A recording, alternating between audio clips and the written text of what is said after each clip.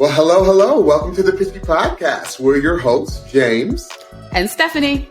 Here on the Pitchy Podcast, we are passionate about good music and a great vocal. We'll use the vehicle of NBC's The Voice to give you our take on each contestant. We'll give you our feedback on their voice and their overall performance.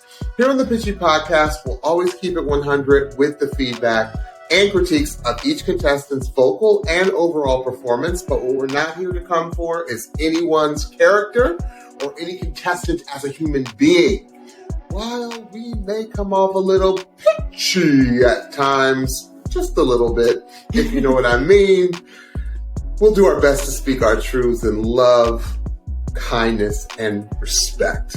And with that, we are so excited to bring you night 3 of the Blind Auditions of season 23 of this season of The Voice. Hey, Stephanie, how are you doing? I am getting blown away, James. It is a very windy day today. But it's other crazy. Than that, the sun is shining. So yes, it is. I don't want any trees to come down. I know that's right. Heaven forbid. But it is a brisk, cold March morning or afternoon. And I love the sun, but there's a lot of wind. Yes. All right, so we got a really long list of folks to discuss today because last night was our 2-hour show. And so I think we should just jump right on in. Don't you think so? I do. So let's go. Our first contestant from last night was actually our sneak peek from Friday. It was Ryley Tate Wilson, 15 years old, from Montgomery, Alabama. And he sang Dancing on My Own by Callum Scott. Okay. So Ryley was our sneak peek. So we got to actually see him last week. Thank you, Stephanie, for sending me that sneak peek in advance. And he is our 15-year-old phenom because we always have him every season of The Voice. Yeah. And, I love, first, before we even get into his singing, I love Ryley's backstory. This young man knows hard work.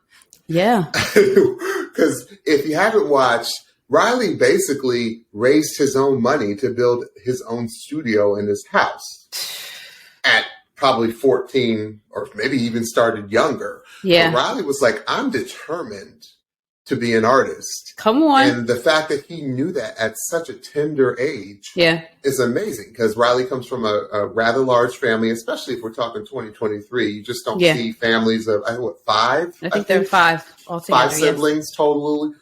And he was like, look, my mom and dad have specific amounts of money allocated to us. Yes. And what they allocate to my allowance, I mean, he was talking very mature. I was like, okay. Yes. This young man has something to say. And boy, does he have something to say. First thing I noticed about Ryley, he didn't seem like overwhelmed by the moment. Like he seemed very composed. Yes. And then, he opens his mouth and anyone that has gone through their teen years, especially teen boys, have gone through their teen years, know that that's if you're a singer, especially if you are a child singer and you are transitioning into adulthood, know that you go through puberty and there is a voice change. Right. And the first thing I noticed was how remarkable he was at handling, because you can tell that he is in that kind of transitional period and he had such amazing control of his instrument. Yeah. It was really good. I had to go back and put my good ears and see, here's an example of mine, Stephanie's good ears now. Stephanie was like, James, go back and listen and put your good ears in and listen to what's going on here. And it's a really amazing. I felt like I'm going to call Ryley our resident navigator. Like I thought he navigated the vocal really masterfully for number one, being so young and for being in that period of his life. Yes. So kudos to you, Ryley, because I know when I was 15, I was like this when I was singing all day, and I was like, I couldn't do it. Yeah. And so, but I thought that you handled, and I think that speaks to something. It has nothing to do with age, everyone, that when, Stephanie and I often talk about on the Pitchy podcast, we love seeing the seasoned musicians, like the ones like, I've been in Nashville for 10 years but this young man, it is an example of you could have an incredible work ethic at any age. Mm-hmm. And it just seems like it was instilled in him, and he works really hard on his craft. Right. And you can tell, because let me tell you, I don't know if he's in voice lessons or what, but the navigation of his instrument is stellar, right, beyond his years. And he is going to be, everyone on The Voice, America loves a teenager, and America loves a teenager who can sing. Absolutely. And Ryley can sing. Absolutely. It was interesting when you were just talking about how he navigated his vocal, because one of the critiques that Niall gave was that if he sang this song again, he probably wouldn't sing it the same way. And that is the marking of a true musician. Oh, yeah. I was really impressed with the control that he had over his voice, because like you said, at that age, there's usually a transition in voice, and the voice can be a little bit unstable, but right. He really seemed to have a lot of control over his voice. For this song, which is a very tender, very vulnerable song, there was a cool quiver at the end of the lines, especially at the beginning portion of the song. That was really cool, because it didn't feel like strong vibrato to me, but it was just like a quiver that brought out the emotion of the song. That was really cool. He showed power in parts of the vocal. He showed range. He had the end of the song, I believe there was a really cool run that he did. Oh yeah. And there was even a little bit of a growl that you heard placed in different portions of his vocal. So I thought that it was really cool that he was able to show that many different parts of his voice in his audition. It was a very unique sound too. Like, do you know who he sounded like to me? Whose vibes he gave me, especially right off the beginning. It's the artist Lucas Graham that sings the 7 Years song. Oh yes, yeah. Yes. Yes. Yeah. Oh. Yes. My daughter loved that song. I was 7 years old. He gave me. She was 7, I think, when that song came out. Yes, so I think we had that conversation. This is my jam. So, yes, he did sound like him. Yeah, so that's who he was giving me vibes of. And it was cool because as they were talking to him, he was talking about how some of his influences were R&B based. So I'm really excited to see if he will bring some of that to the competition later on. And anybody that's born and raised in the dirty, we mean the South by that, the dirty South. The That's South. what they call it. Anybody that's raised in the South, they have a lot. It's just a different type of exposure to all genres of music, right? Especially genres of music that have been influenced by Black Americans in the United States. It's just an exposure. Yeah. Not saying it doesn't happen all over the country, but in the South, in Alabama, it really, Birmingham, right? The birthplace of the civil rights movement, it happens. It happens. So I'd love to hear him. It's going to be interesting. I know we have a few more nights of lives, but it's interesting. I'm interested to see who he's going to be paired with. Yeah, in me the too. battles. Me too. Yeah. So he ended up choosing Niall as his coach. And I think that'll be a cool pairing. Absolutely. And the fun fact, part of it you already shared with us, is that when he decided to make music of his own, he saved up his own money to buy recording software, and he learned how to produce. And he can also play the guitar, the drums, the piano, and the ukulele, and he is self-taught. So I thought that was really cool. Excellent. Well, yeah, you can definitely hear the musicianship behind his singing as well. He's just not just another good voice. This young man is ready to go. He's ready to go. He's like, where's my light? Right. Wait, Sean Paul just got in my ear. Just give me the light. Okay. Oh God, here we go. All right. Stephanie and I can go down a rabbit hole with music. Yes, we could. All right, we got any second. Stay on task. So who do we have next? Next was Jamar Langley. He's 36 years old from Andrews, South Carolina. And he sang Try Me by James Brown. Such an interesting choice of song. Yeah. We've heard different versions of James Brown, and James Brown's music is timeless, where you can bring it up to date. You can keep it as a throwback. You can fuse different styles. I think there was a singer last season who did an incredible version of I Feel Good. Yes. And then she threw it back to the original. It was brilliant.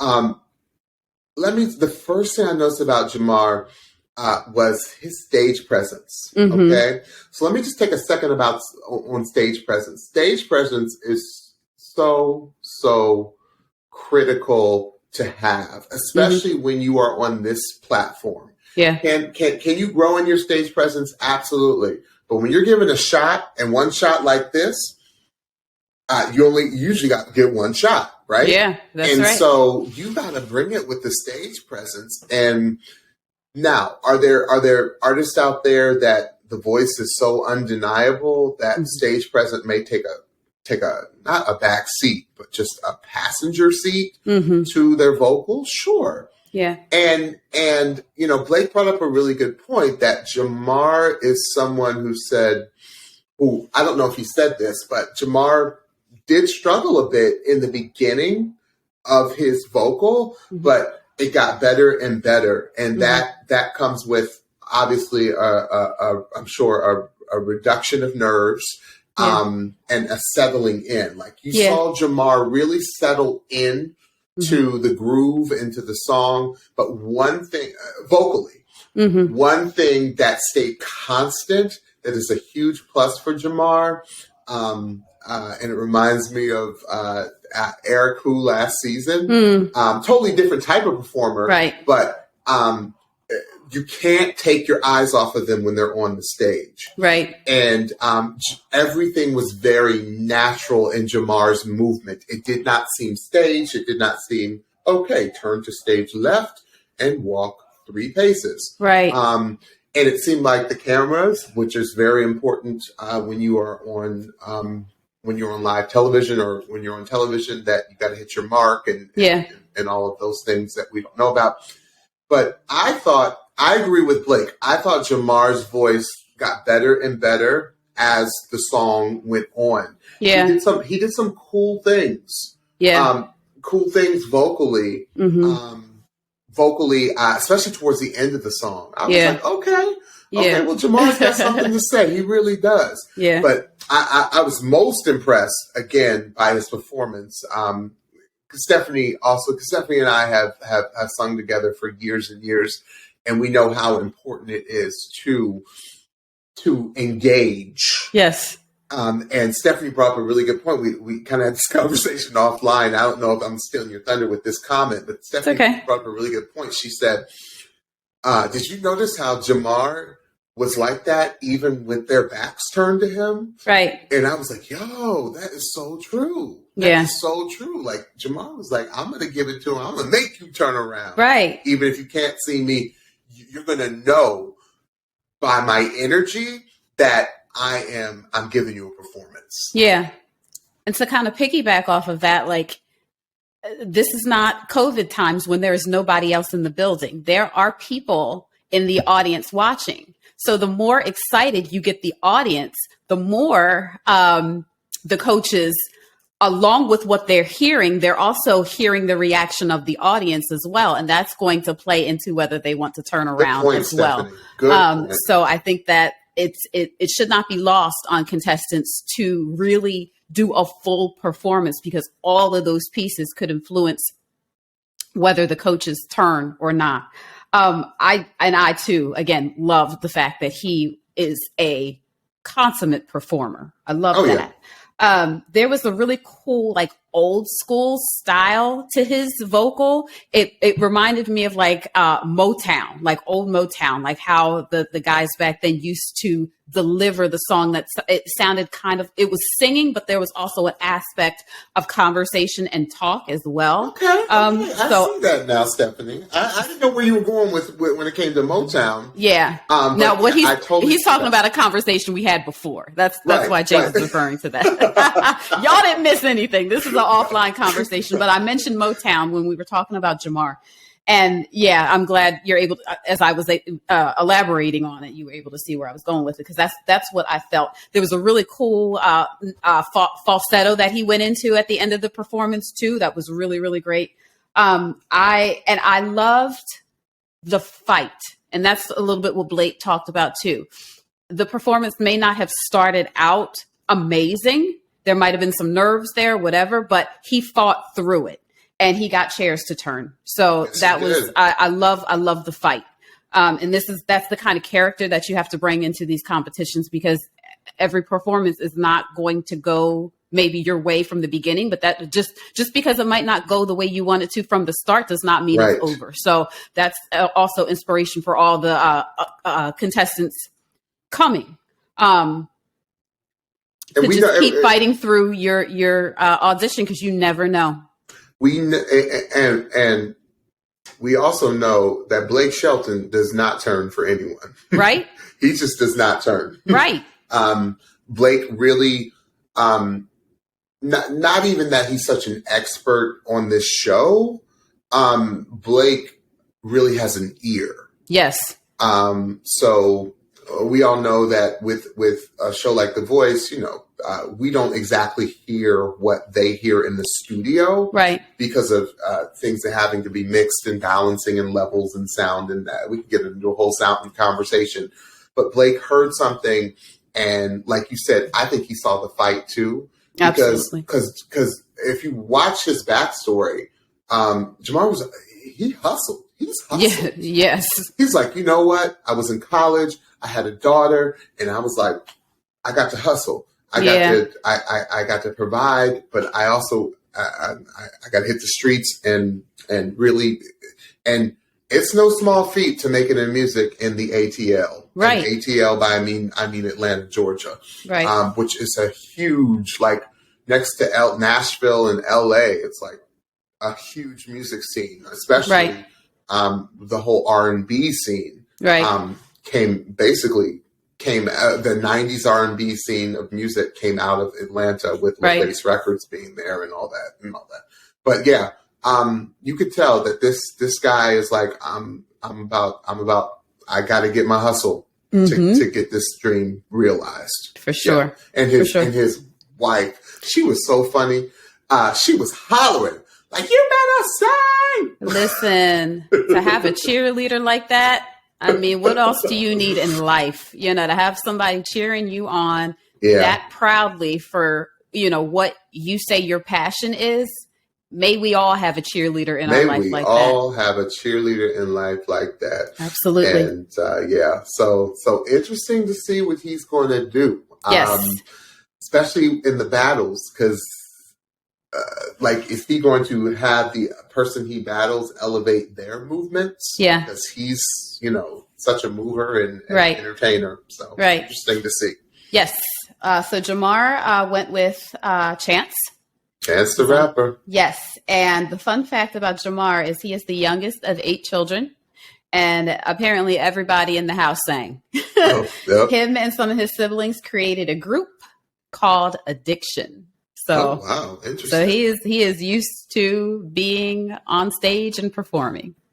All right, great. Who do we have next? Next is Allie Keck. She is 28 years old. She is from Neoga. I hope I'm saying that right. Illinois, but now she resides in Nashville, Tennessee. And she sang Paris Ooh La La by Grace Potter and the Nocturnals. Which, can I just say, this song is a banger. Woo. I might have heard this song in passing like once, but this song is everything. Everything. And look, and the band let you know it was everything. Yes, they did. It's so funny. I forgot what Allie's, because there's a couple of Allies on this season so far, and I forgot what Allie's last name was. It sounded like you said Allie Cat for a second. No! But no, it's Allie Cat. Keck. I was like, Allie Cat, that's her name, really? Anyway. Yeah. Look. There was a movie that came out, going on 30 years ago. Actually, it did come out 30 years ago, called "What's Love Got to Do with It?" Mm-hmm. And it was the Ike and Tina Turner. It was Tina Turner's bio, basically, played by the incomparable Angela Bassett, which she should have won an Oscar for that performance. But that was 30 years ago. But anyway. Yeah. Yes. There was a part of the movie, and it's been mocked before, where she started singing when she got in the studio, and Ike was like, "You gotta sing harder! You gotta sing harder! You gotta sing harder!" Like, you gotta sing. And then somebody said, "She's singing like a man." But strength has nothing to do with gender. Okay? Come on. It has nothing to do with gender. And I'm saying all this to say, Allie Keck, you sing harder. Yes. Let me tell you, I had to sit back in my chair like, woo!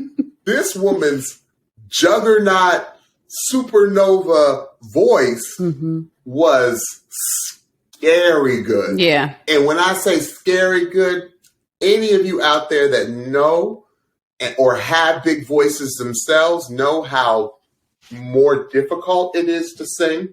Right. Allie did not take off the gas once in this performance.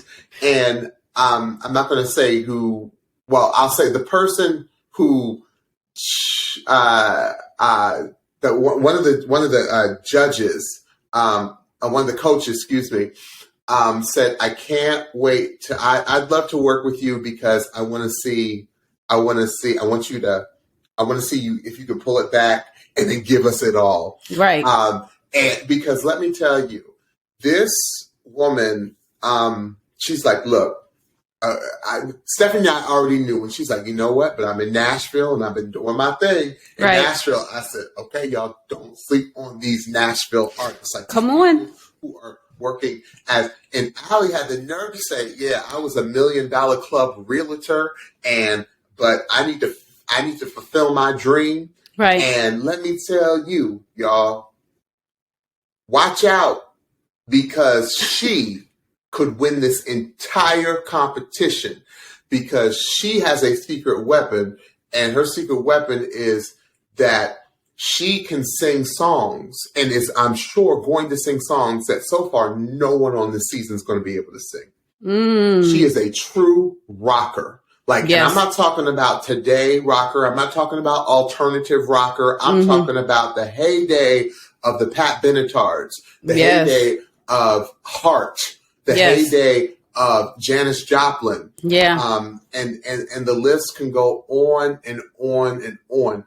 This woman did not come to play, and her vocal is like a fire hose. Like, and she had the nerve to give us, I mean, her sense of pitch, singing full out, Stephanie, the entire time. There was no pitch waiver at all. There was none. She was hollering, okay? Hollering from start as Stephanie always says, you got 90 seconds to make an impression. Yeah. She was hollering from start to finish, and it looked effortless for her. Right. In fact, I even said to Stephanie off the podcast that she looked very unassuming, because, she had a nice blazer on, a nice dress, but then she opened her mouth, and I was taken back to the 80s, glam rock, and I was like, where's her big hair? Where's her spikes and all that? Like, she,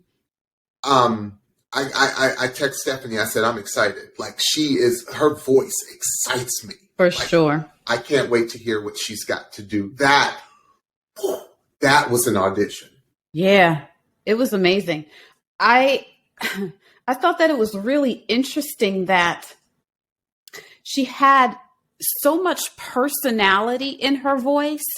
And she had a quality of a storyteller that you usually find with people more like a Ryley, like with, a more subdued singer. Not that Ryley was subdued, but in a more, not in an energetic rock song like that. More like a not coffee house venue, but a smaller venues. Right.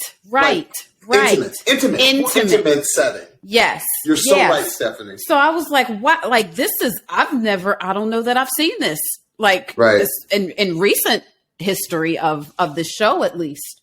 But yeah, you nailed it with like the Janis Joplin and the Ann Wilson from Heart. James and I were saying how we want to hear her sing Love is a Battlefield. Oh my. Please. Come on, Pat Benatar. I will Nobody can sing. There are not voices out there that can sing Pat Benatar anymore. No, it's crazy. I will personally fly to LA and high five you, Allie, if you were to sing Love is the Battlefield, because it would just be insane. Stephanie, that was. Don't take me there. We have too many artists to get through. I could stay there for like another 10 minutes. I know you could. But just the power, the range, the grit. Oh, and like you said, all lines finished, all lines were complete, no pitch. How you sing full voice rock like that, and you have zero full throat singing, and there were no pitch issues. And I was listening for him, James. I was listening to see, and there were zero. Stephanie's a stickler. It was insane. I want to see how she does go from like low and soft to dynamic to low and soft. And that's just because that's what I know she can do. Yeah. So I just want to see her do something else, just because her voice seems like it can do anything. She can sing anything. So I am excited as well about Miss Allie Keck. Come on. Allie. Come on. Allie, that is, and Stephanie may have to put a definition in here. That was some full throat singing.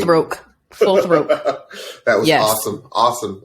We're both excited. I can't wait to see what you're going to do. Right. So who'd she go with? She went with Coach Kelly. Yes. And I didn't want to give it away. Yes. Because Kelly gave that awesome note. Yes. Saying, because Kelly saw it too. Kelly saw what we saw and was like, yo, like, you can sing. Like, yes.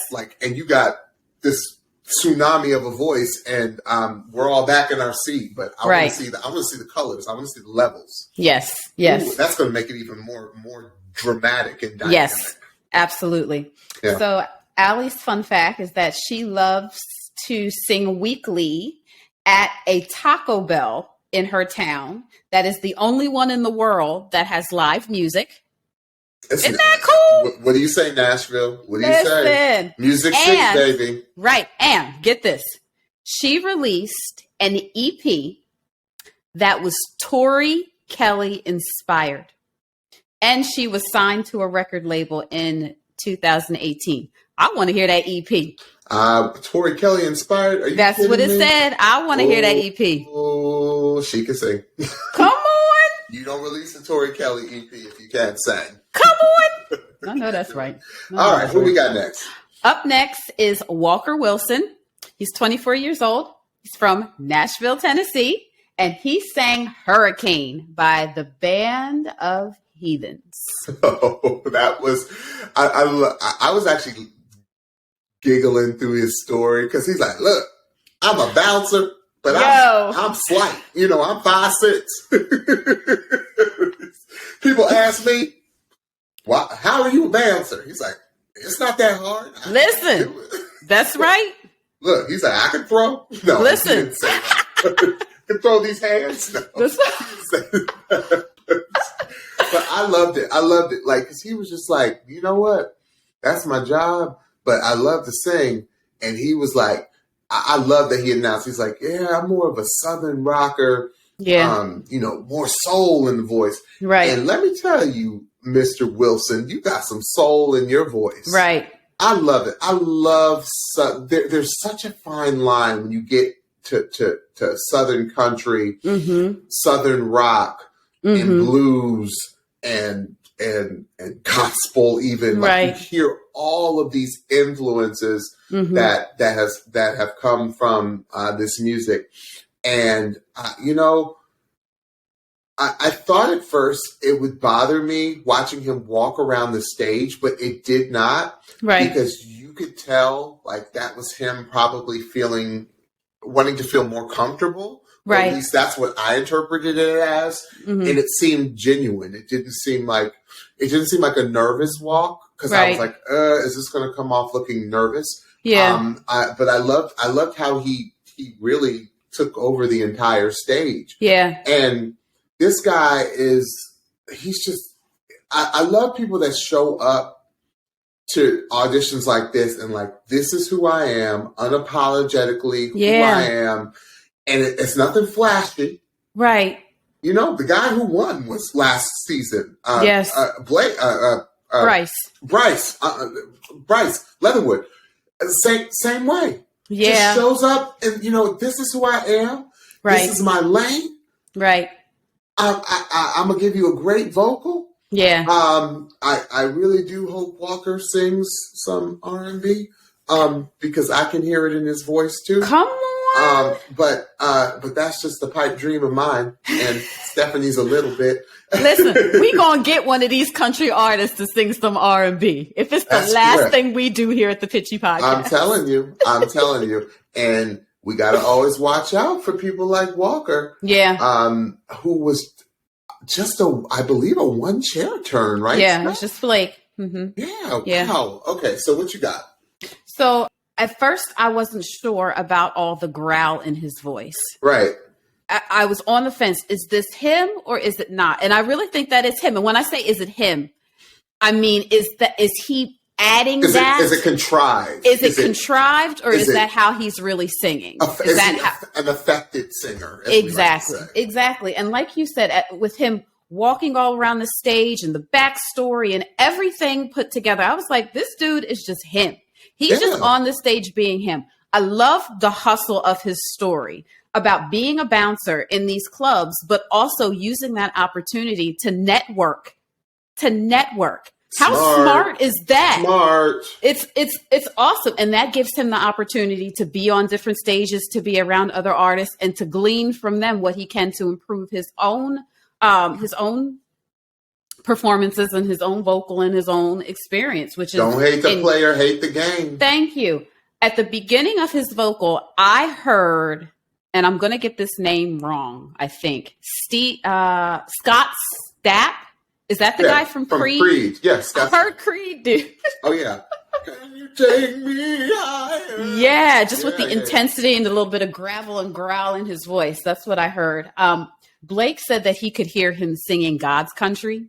And I could hear that as well. And, they did that song last season, maybe twice.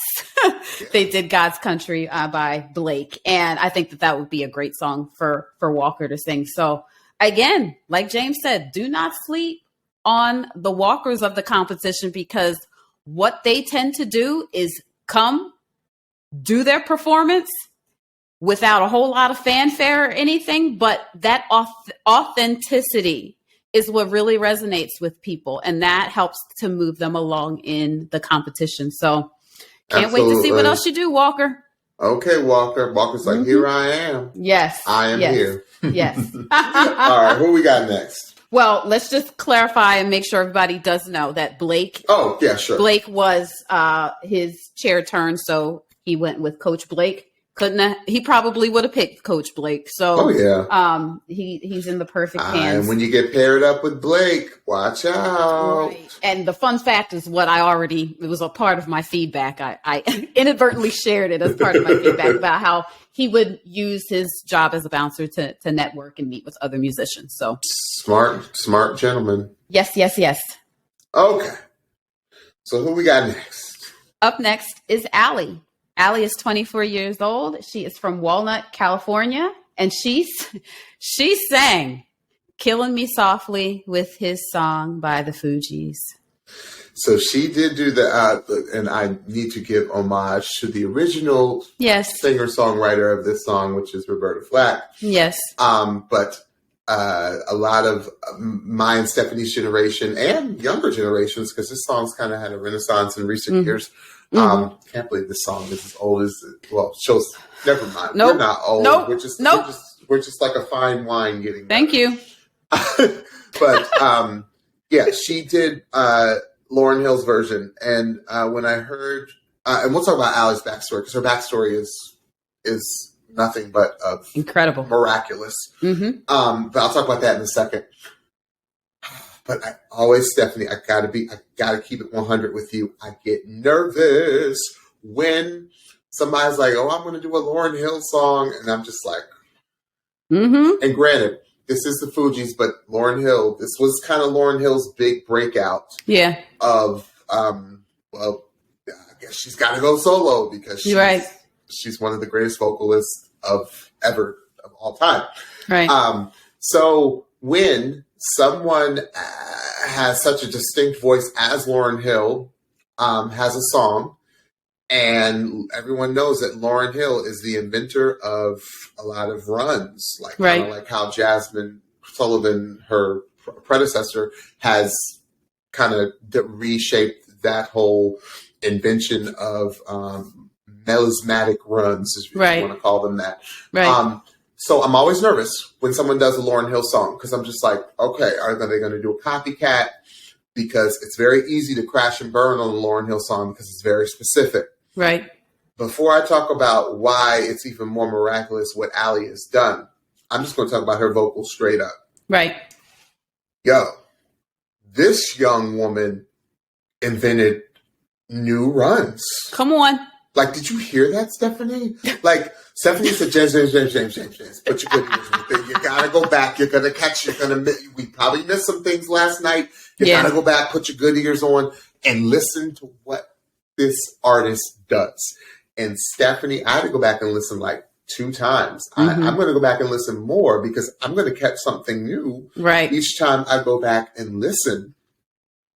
I was so impressed with the tastefulness. Yeah. Because again, a song like this, it's very hard to stay tasteful because Lauryn Hill did a perfect vocal. Right. It's very hard to stay tasteful.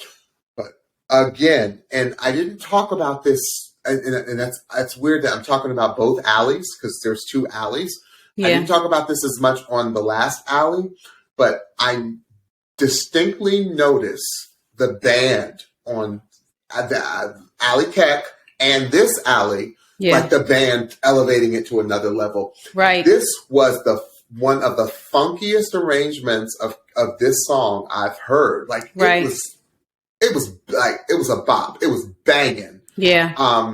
And I think the band was so in the pocket on this version of Killing Me Softly. I think it elevated Allie to give an incredible, tasteful, inventive vocal.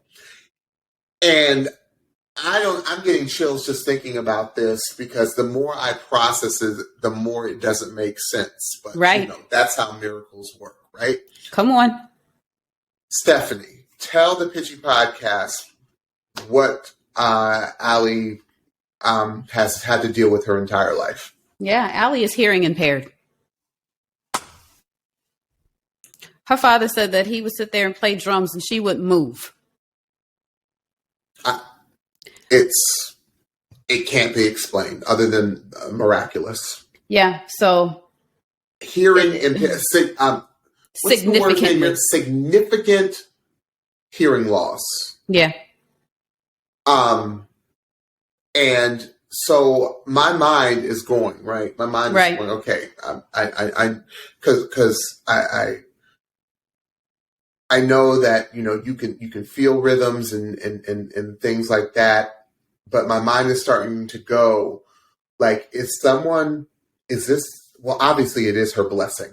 And the reason why I think it's her blessing is because whatever Allie does hear, she hears differently than we hear. Come on. And that to me, like, I'm getting chills just talking about it.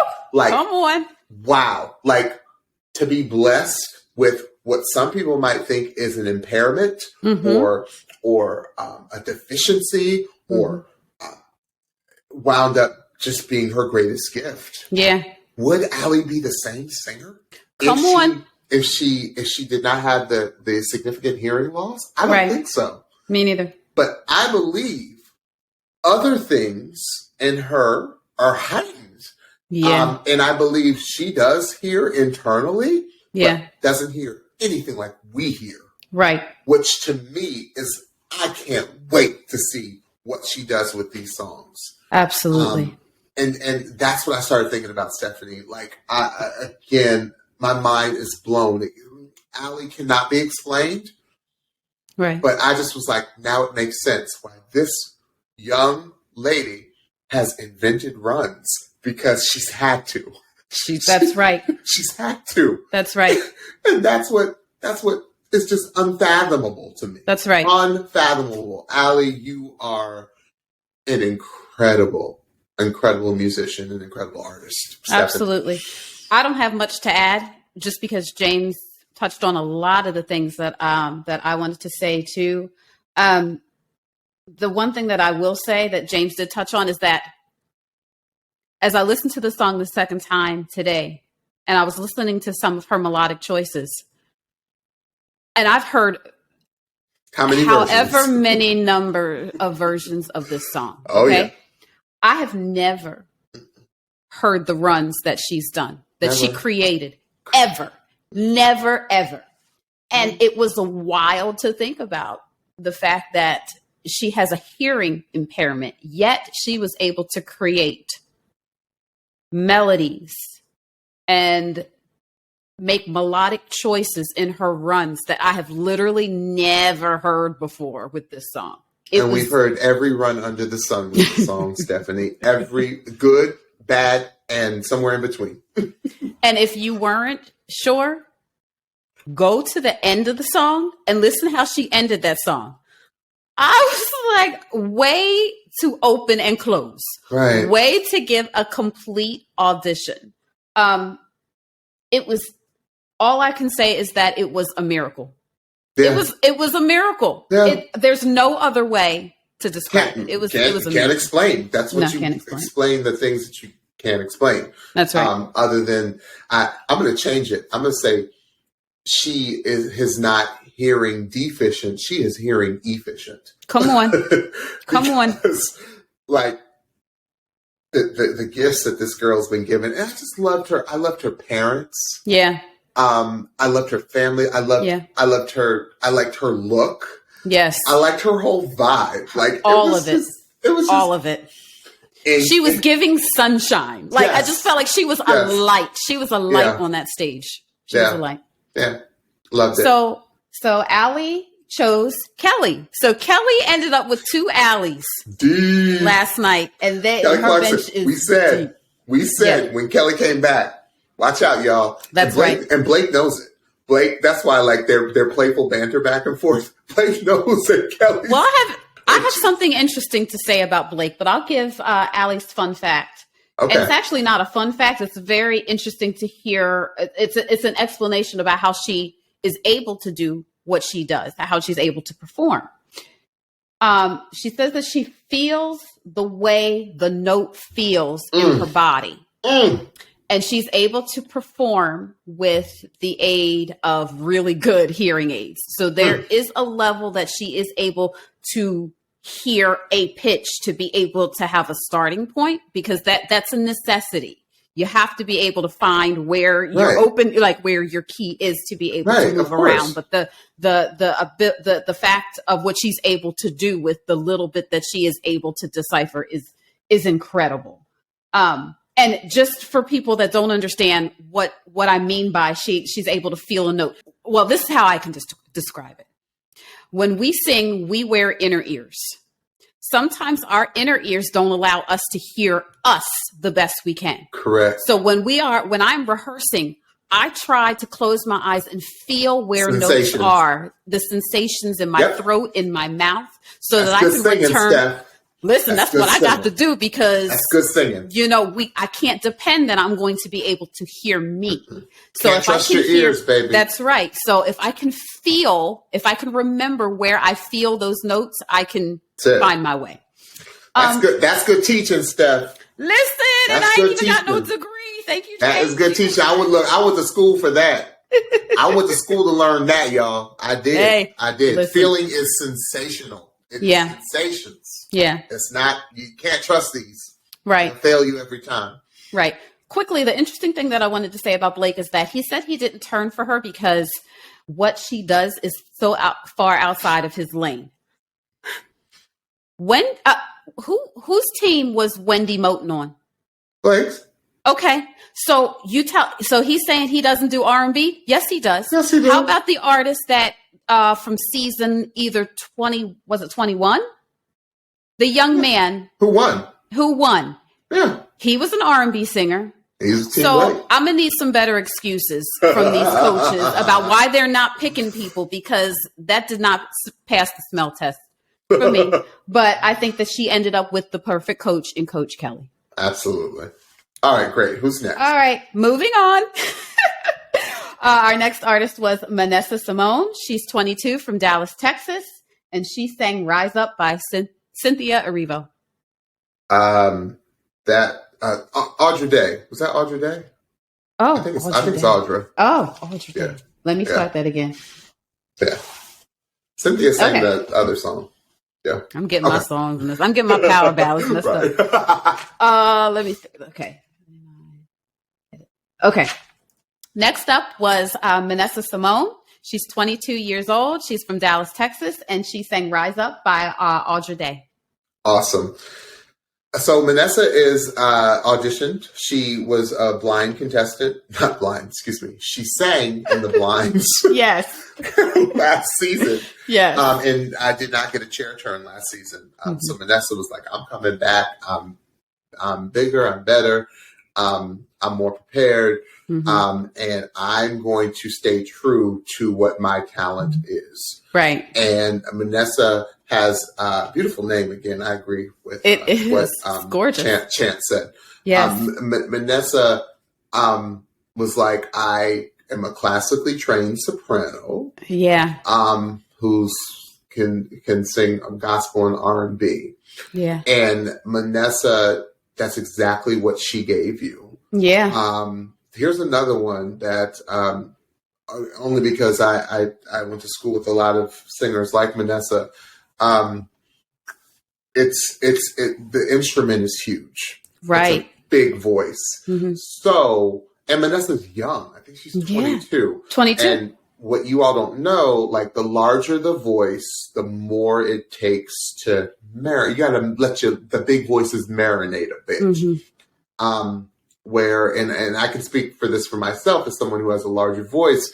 My voice took a little bit longer to not mature, but to settle, right? And for me to find my groove. And so I'm glad she came back, and I'm glad she stayed true. And she gave you some truly operatic soprano stuff, but not too much, because she stayed appropriate with it. Right. To remind you that she can sing popular music. Yeah. So I really liked her strategy. I thought she's my strategy person this season because there's a lot that she can do to give you a taste of what's in her wheelhouse, but to also remind you that she is a formidable contestant and can sing popular music and sing popular music well. Right. So very glad that she got a chair turn this season, and I can't wait to see what she's going to do. Absolutely. Definitely. Yeah, I think that she had some really cool melodic choices in her performance.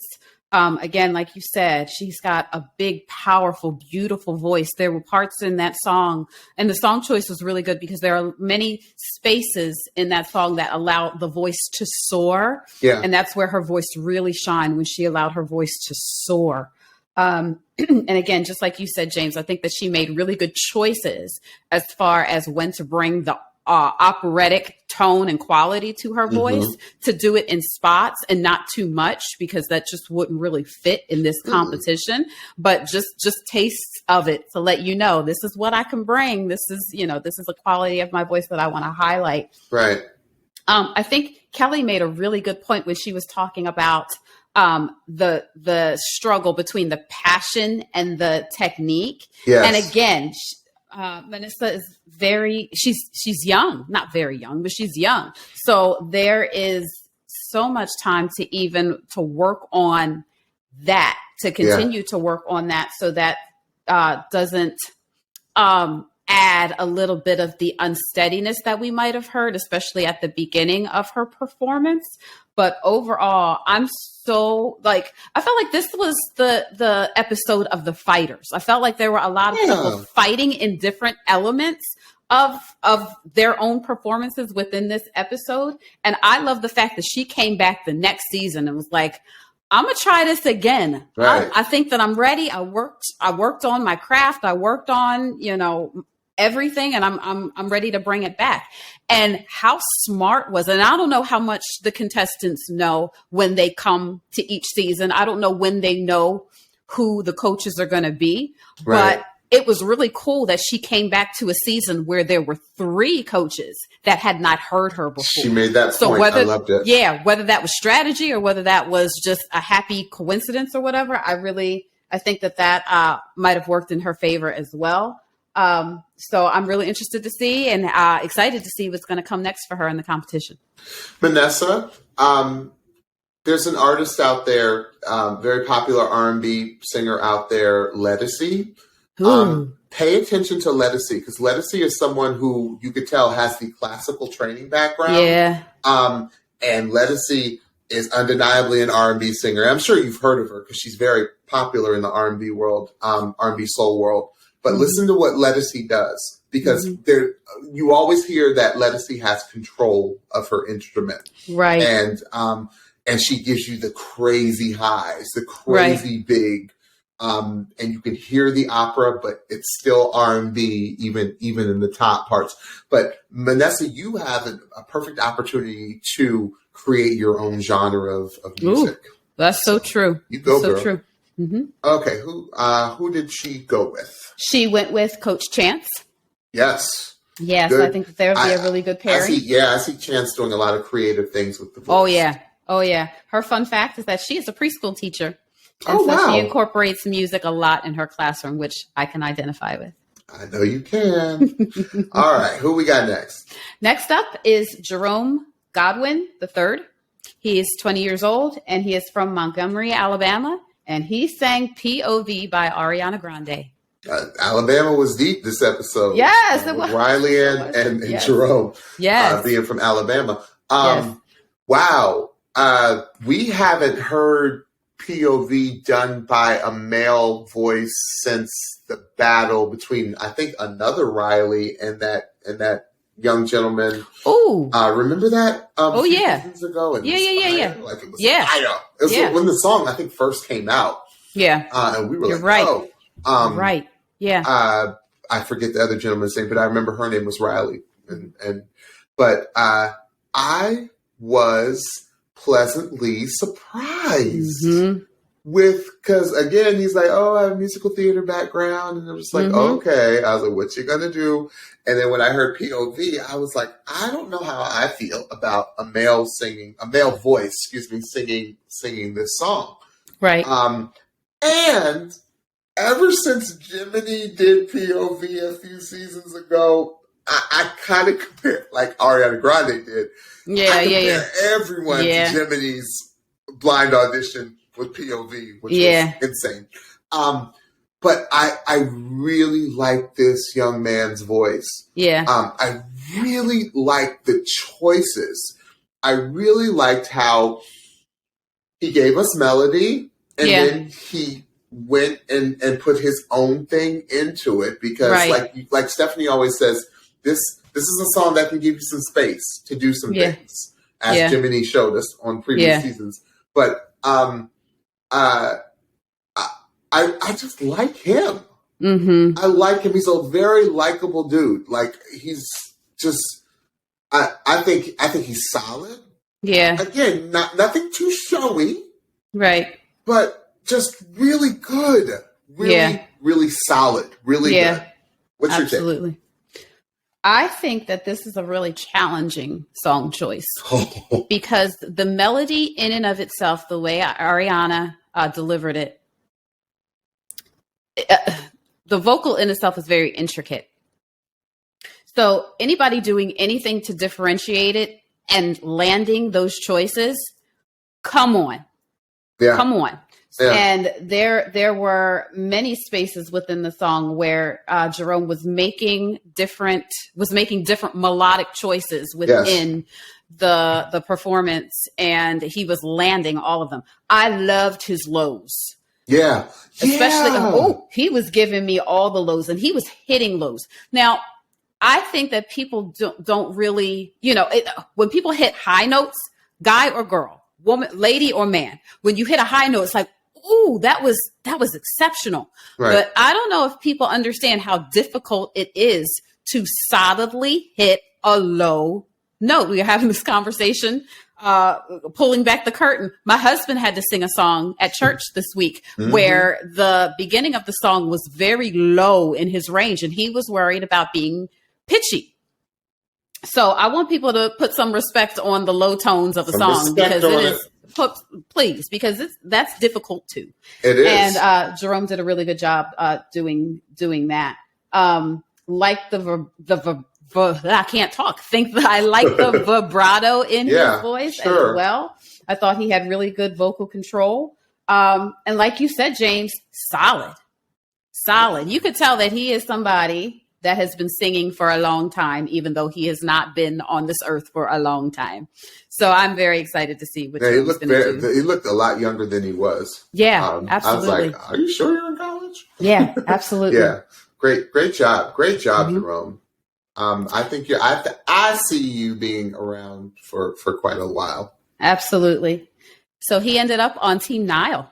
Nice. That's a great addition to Nile's now team. Bringing the youth in. I love it. Yes. And his fun fact is that at a young age, his church music director pushed him to direct a show at a nursing home, not sing at a show at a nursing home, direct it. And they had video of him actually directing the other members in attendance that were performing. Come on, multifaceted.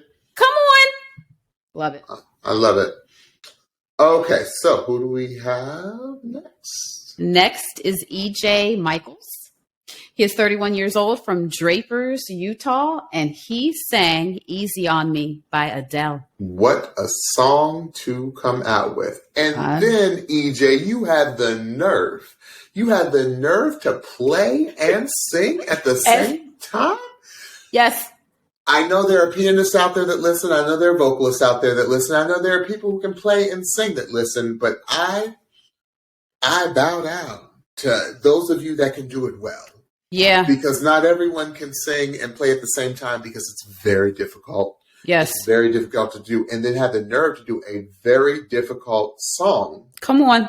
To play and sing a very difficult song. Yeah. EJ, oh gosh, stratosphere male voices just make me ill because it's effortless.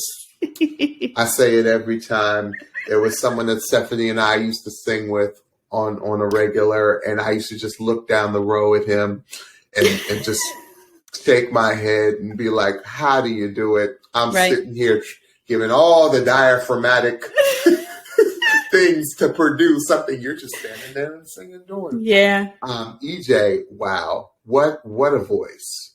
What a range. Oh, I'm sorry. It just kind of dawned on me as you're saying that he was sitting down.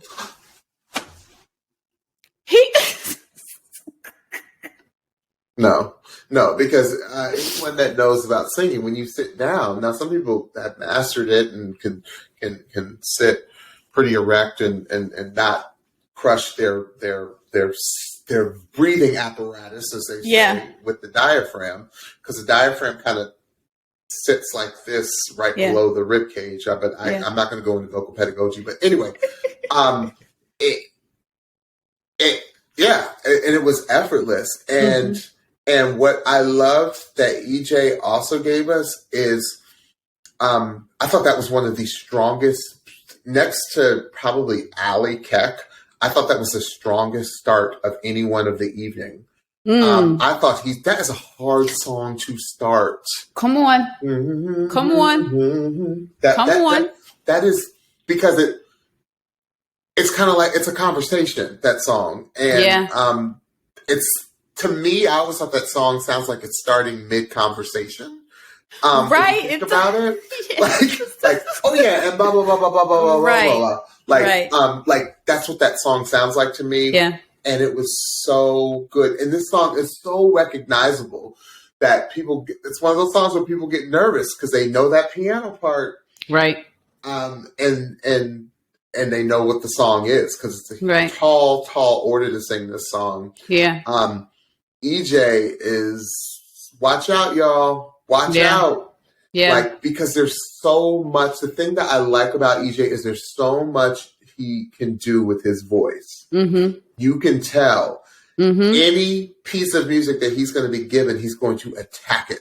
Right. And master it. And it's going to be really, really good. I cannot wait to see what he sings next because the voice is just ridiculous, EJ. I'm side-eyeing you in a good way because I'm just like, dude, like, I wish I had those highs like you had. Like, that was just crazy. Right. The first verse of that song was literally perfect. Oh. It was literally perfect. And then the full voice on the chorus at the end of the song, ridiculous. And there was, even if you were really listening, and it took you to really listen, there was a little bit of something that happened in his voice. Whether it was that chorus, I can't remember, or the one before that. And he took that thing and like, I don't even want to call it a recovery, but it did not stop him from completing and even possibly enhancing what he did at the end of that song. It was crazy. Yeah. It's so good. Again, I love that he was playing the keys during that song. Level of difficulty, ridiculous. Again, like James said, bow down. He had some falsetto that he was giving us along with the full voice. Full throat singing. Yes. One thing that I did notice in his audition and his performance more than anybody else is he gave us dynamics. And that for those of you that don't know what dynamics are, that's soft and loud. Like he was piano forte.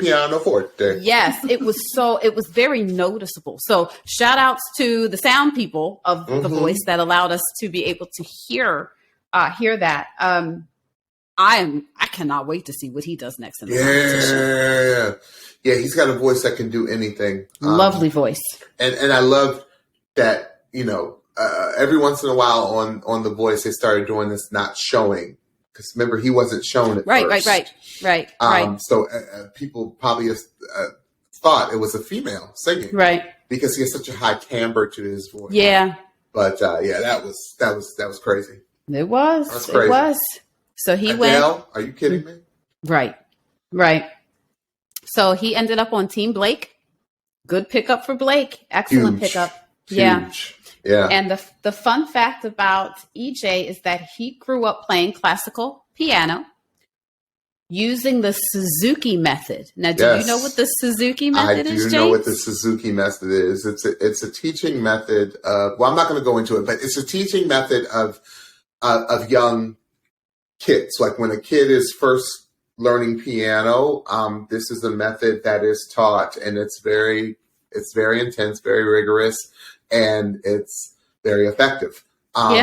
Without going too much into it. So then never mind. It's basically playing by ear. Suzuki? Please. Yeah, it's basically playing by ear. Yeah. The hot minute that I played the piano, or that I was trying to learn how to play the piano, and hot minute is how long it lasted because I could not focus.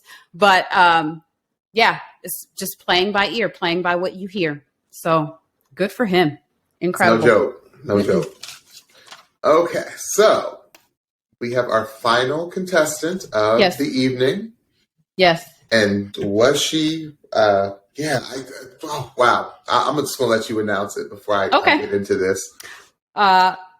She is Laura Littleton. She's 26. She's from Dixon, Tennessee. And she sang Sign of the Times by Harry Styles. Wow. And totally, if you've never heard the song before and heard her sing it first, it was a completely different version. Yeah. Just by her voice alone. Mm-hmm. I am most intrigued by Laura of all the contestants so far. Like, I want to know kind of everything about her. Right. Her story was awesome. Her backstory was awesome about how she grew literally grew up. Now, she's not a Nashville transplant. She grew up outside of Nashville. Right. And her dad, was in a singing group and so on and so forth. And so there's a lot of heritage there. A lot of pedigree. Yes. And who she is. But I don't know what it was. I was mesmerized by just her whole vibe. I just wanted to, I want to get to know her. I want to get to know why she sings the way she does, how the voice came to develop. I would love to hear early takes of her and how she's grown into, because the voice is so funky. And that's the best word I can use to describe it. It's a faster vibrato. Yeah. And if I could be honest with you all, I personally am very particular with fast vibratos. I don't like a lot of them because we used to have a term in school called machine gun vibrato with people who had fast vibratos that it could come off sounding a little machine gunny in the sound. But no, it is such a special, unique, amazing voice. Yeah. And she, I thought she was going to start preaching at That's the end. what I put in my notes. I put, she better preach. I wrote that down. And that's probably why I want to get to know her as a person more. Yeah. Because nobody ever comes on this show and really has something to say after their audition that's so positive and really talking about just the show as a whole. So I saw she was so selfless. That's why I was I want to be this young woman's friend because her heart, this woman had the heart twice the size of her body. And so, so I don't have much more to say other than incredible audition. And she's, watch out, y'all. Watch out for Miss Laura. The first thing that came to mind when I heard her was Lilith Fair. Yeah. She had that Lilith Fair vibe. Ethereal, but some power behind it or something behind it. It was incredible. Just like you said, I want Laura. I want to be your friend. We want to be your friend. Pitchy Podcast wants to be Laura's friend. We usually talk about when we say raised right, we usually talk about that as far as a person's history, as far as the kind of music that they like and the kind of music that they listen to, the Beatles and things that are a little older than what the contestants are. But Laura seems like she was legit raised right by her parents, by her family, because just like you said, the way that she talked to Blake and was thanking him for his contributions on the show, the way that she was talking to Chance and thanking him for being an inspiration and being a family man, but also, pouring his passion into his music and how it inspired her. I was and I'm going to take it there for 1 second because I'm feeling led to. Yeah, do it. This week at church, our pastor talked about how it should look if you are a Christian. It should be very evident by how you behave, how you speak. I don't know if Laura is a Christian or not. I have no idea if she knows the Lord, if she knows Jesus. But the way that she carried herself, not only in her performance, but the way that she was interacting and talking to the coaches, makes me say, I want to be more like that. I want to be that gracious. I want to be that kind. I want to have that energy and that light that when I walk into a space, before I even open my mouth, before I even say anything, I am looked at like, there's something different. There's something attractive there. And Laura very much had that. Her vibrato at the end of her lines was one of the fastest, but yet not offensive that I have ever heard. Ever. Because I am very offended by a fast vibrato. I am. I don't like it.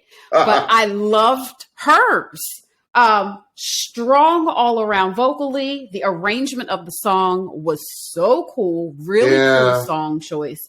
Just, again, solid singer all around. The last run that she did in the song was chef's kiss. Yeah. I can't wait to see more of Laura. Give me more Laura. Funky outfit too. Funky outfit. I just love her whole vibe. Everything that she was giving. I was like, I need more. I need you in lives. I need you for as long as you can last on this show. Like I see her sitting down and doing a therapy session with the coaches. Come on. Like, okay, well, let's talk. You know? Yeah, exactly. Like it's just, it's a gift, Laura. Like it truly is a gift that you have, and for it to translate through the television the way it did. Yeah. I love that. I love what I saw. Mm-hmm. You don't see it too often, especially with young people. You don't see it too often. Right. This is something that comes with people that have lived. Mm-hmm. People that have kind of lived a life. And she's been through. Been through something. Yeah. She talked about it at the beginning of her, before she began singing, her the interview portion or the whatever you call it. She was talking about how she had gone through a depression, and listen, that'll make you grateful when you come out of something like that. You come out with a whole different perspective on life, and we saw that. Awesome. So who did she go with? Oh, well, let's talk about the controversy real quick.